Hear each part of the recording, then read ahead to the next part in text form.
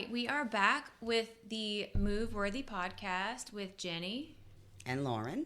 And this is our 7th episode. We're going to do a little bit of a 2024 wrap up.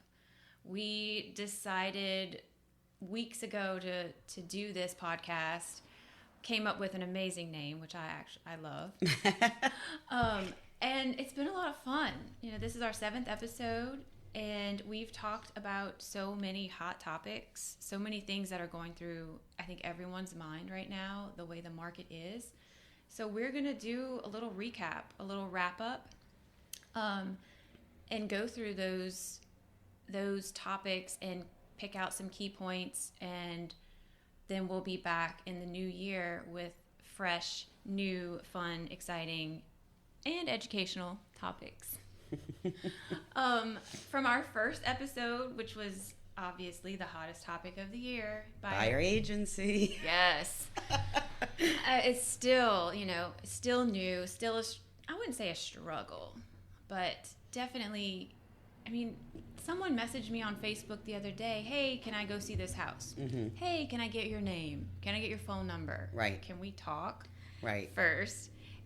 I didn't even say anything about a buyer agency agreement. I was just going to wait until we actually got to that phone call. Right.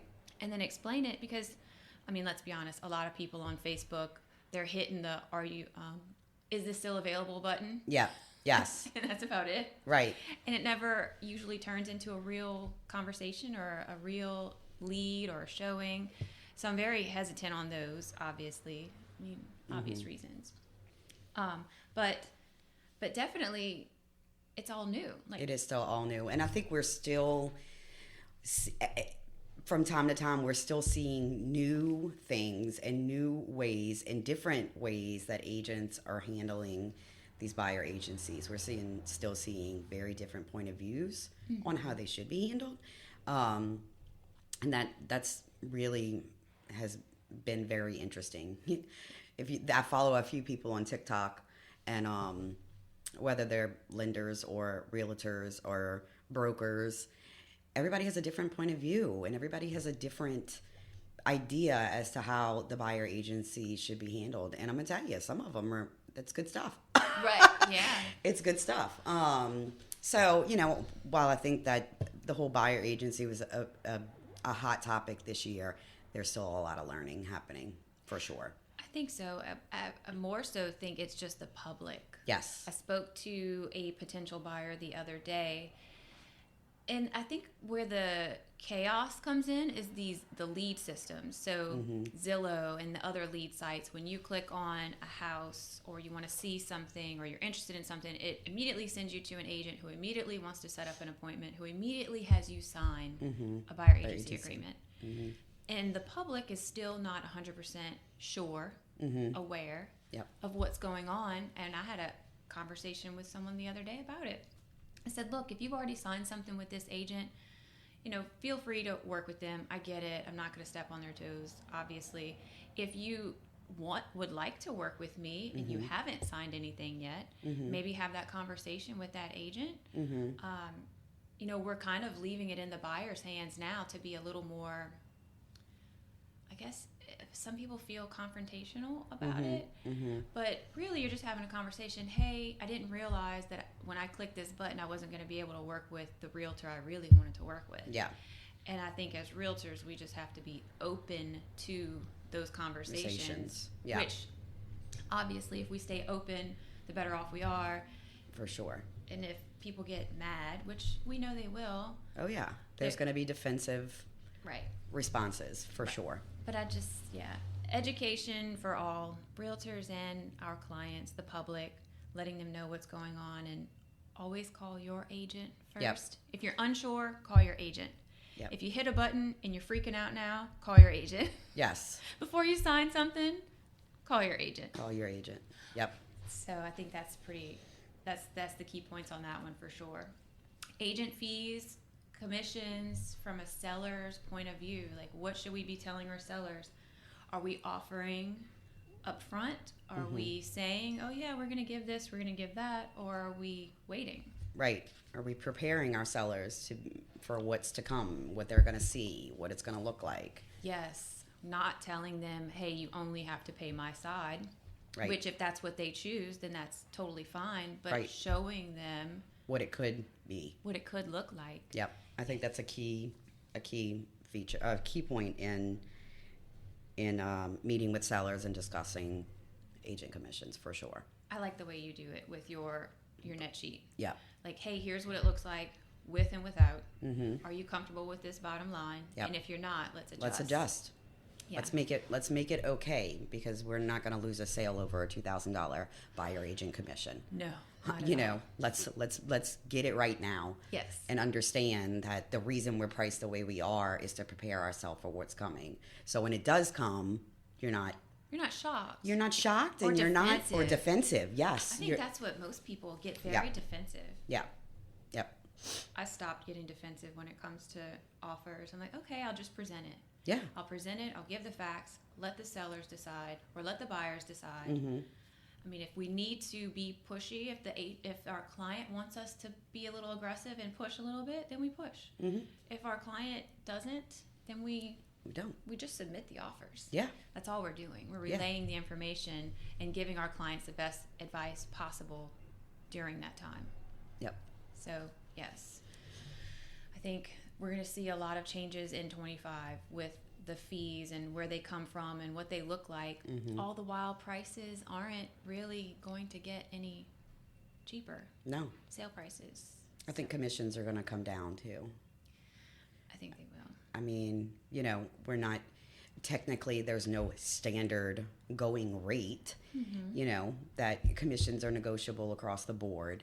But I think we're going to see, we saw a trend for a lot of years with, you know, 6% was kind of what it was. So, you know, seller's agent was getting 3%, buyer's agent was getting 3%. We're going to see a huge drop in that. I think so too. I think a lot more agents are going to be okay at 2%. They're going to start, yeah. Yeah, They're as long competing. as they're going to start competing, Mm-hmm. and but if the seller's willing to cover it, they're going to be content with 2%. Mm-hmm. I agree. Moving forward. It's going to become more of a trend, for sure. Because the sellers are even going to say, well, I know I can do this. And Right. I've heard they did that. Absolutely. Kind of the same thing they did with the fees anyway to begin with. But yeah, I think we'll see a lot of pushback Yeah, from sellers in 25. for sure. It's going to be interesting. And again, it's all about the bottom line at the end of the day. Mm-hmm. So, market shifts.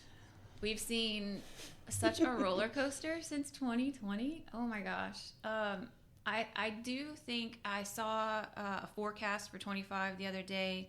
It looks like the average sale price in the Luling area is going to creep up a bit. Yeah. Which I think is a good sign of a stable market. Yeah. I mean, we're not going to hit bottom. We're not going to peak like we did in 2020. No. But I think we're going to get back on this normal trend of rising home prices, as they normally would over the years. So next year we'll be looking at higher price points maybe. Mm-hmm. Hopefully more buyers, more houses, and to a balanced market would be nice. But I guess that's also going to depend on insurances and interest rates as well. Yep. So 2025 is a open book right now. We will start writing the pages in a week and a half. I've heard so many different opinions on what's happening in 2025. So I think it'll definitely be interesting. I've heard some people say the interest rates are going to be up in the 10 and 11%. Oh gosh, you heard that? Oh yes. Oh man. Not that I believe it. I don't feel like that's a thing. Yeah. Or that's going to happen. But I mean, I've seen some TikToks where the doom and gloom. doom and gloom. Yes, and it's like, oh gosh. Yeah. So I think it's still going to make for an unusual position for a buyer or a seller to be in, because it's one of those, I don't know what's going to happen. I don't know what's going to happen. Is it a good time? Is it not a good time? And I think it's I think you're right. I mean, we talked about, is it better to rent in this market or not? And I saw an article the other day stating just that. I was like, oh wow, we just did a show on this. And it said, in order for things to be, I guess, more balanced in the market where it comes to should you rent or should you buy, the rates would have to come down significantly. Yeah. I don't think they're going to do that. Mm-mm. I think we're going to probably end up in that 4.5 to 5.5. 5.5. Yeah. I mean, that's where it was when we bought our house in 15. Yep. So it makes sense, I guess, but we didn't have the increasing insurance. Insurances. That's the other side of it. That's the kicker. Yeah. So is it a good time to buy was the next topic we talked about. It depends. It's situational. That's basically what the recap was. I mean, it just really depends on your specific situation. We still see a lot of investors coming in and doing their thing. You know, cash buyers are still very active. Yes. You know, that part is happening because, like we kind of just talked about, the price points, the values of these homes are holding, and they're able to resell or make rentals, or, you know, they're still making solid investments. Right. So I think that's we'll see more of that. I think we'll definitely see more of that into 2025 for sure. Yeah, definitely more foreclosures. We have a few coming ourselves. Yeah. So our listing's coming up soon. So we know there is some volatility on that side of the market. But I feel like that's also just a catch up from 2020 when the everybody was moratorium, overbuying and well, not only that, the moratorium like they wouldn't foreclose on property. So I think there's a lot of holdover from 20 and 21 finally coming through, plus the new ones that would have been your normal. So we might see a little influx of foreclosures, nothing like 08, no, 09, I don't think so. But we will see them. I mean, I've noticed a few around here with signs on the doors, and we know what that means. Or multiple lock boxes on the doors. We know what that means. Yeah. So, renting in today's market, we just kind of touched on that a bit just now. I mean, it's situational again, but if you are a first-time buyer and you're really struggling with that note, what that note looks like, and do you have enough of a down payment to make that note less? Wait, rent for a year. Yeah. It's not the end of the world. So many people rent, and so many people like to rent, but it's definitely a transition period. Like, don't skip that transitioning period. Yeah. Like, everybody wants to start at A and then already get to Z. Like, enjoy the journey of it, the getting used to it part. Stop being in such a rush. And sometimes it's cheaper. Yes, and to rent than it is to hold a brand new insurance policy, or, you know, or cover. I'm sorry, I have to sneeze. Bless you. Excuse me. Bless you. Unscripted.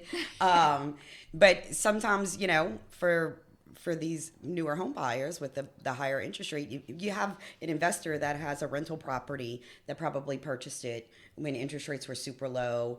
Yes, the insurance has probably impacted them, but they don't have an abnormally high house note on it, or some of them don't have a note at all. But if they do have a note on it, they're able to rent it out and it still be,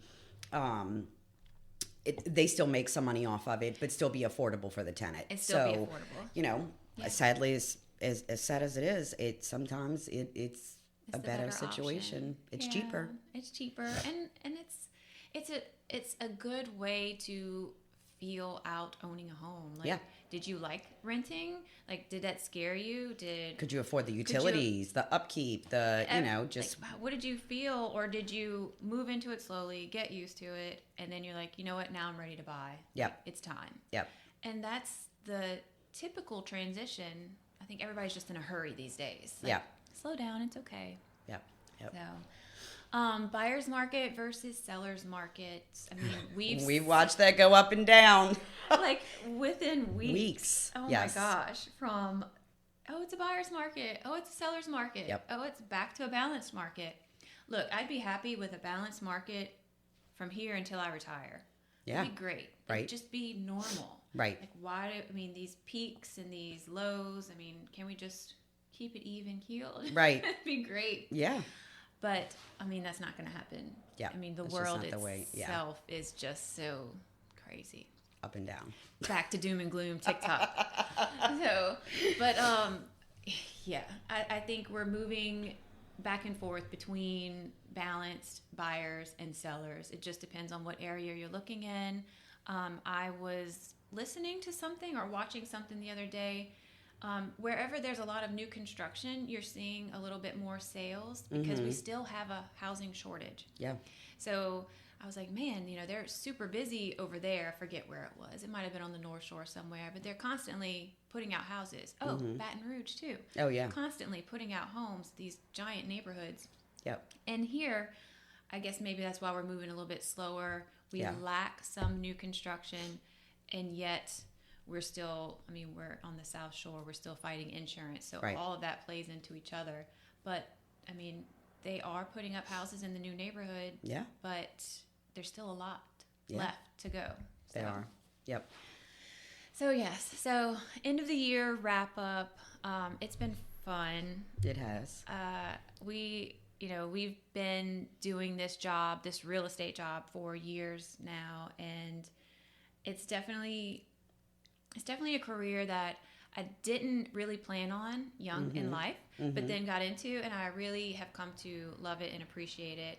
The people that we meet, the people that we work with, the lives that we change, I think have a really great impact on us, on the community.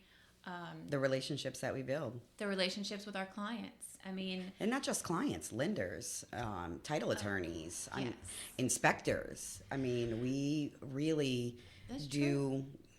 We come in touch with so many different things, and we build relationships, and that's what we should be doing. That's what we should. Yeah. It's not just a sale. It's not just a transaction.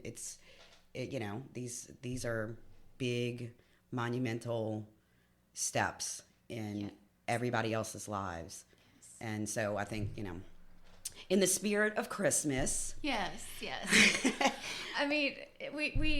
We enjoy taking care of our clients. When we say we put our clients first, we really mean it. Yep. And we don't mean it just for closing day or the day you call us and want to go see houses. That's right. We think about our clients daily sometimes. We work with people for so long. We talk to you every single day during transactions. We don't want the transaction to end and it be like a breakup. Right. I know. I said that to a client once. I was like, oh my gosh. I feel like we're breaking up. We used to talk every day and now we don't. And I would check in with them. I've tried to make it a point when I think about someone, I try to make it a point to reach out. And I think that's going to be a big goal for me for 2025 is continuing relationships beyond transactions. Because truly you build a relationship you really get into the nitty gritty. You know everything about these people. You know how they act, their personality. Not only that, but you know their financial situations. You know everything. You know their families. You know everything. We know everything. And so, I think 2025 is definitely going to be, and we started working on that already. We've been sending postcards and really just trying to stay in touch with our community and our clients and celebrate different holidays, birthdays, and I think that's going to be moving that into 2025 and keeping that super important. Yeah, I think so too. I think making sure we are always connecting with our, I won't even say past clients. Like once community. They're a client for life, or the community. Yeah. So we always want to keep in touch with everyone, do what we can in the community for our clients, for the new people calling us. We're excited to work with you. This is what we do. And we love it. Yep. So, I guess that'll bring us to a close. So this is our 2024 peace out. Yes, our 7th episode, our 2024 wrap up, our last episode of the year. Yeah. So we will see everyone back in 2025. This is the Move Worthy podcast with myself, Jenny Lendle. And Lauren Jones. And together we have the experience to move you forward.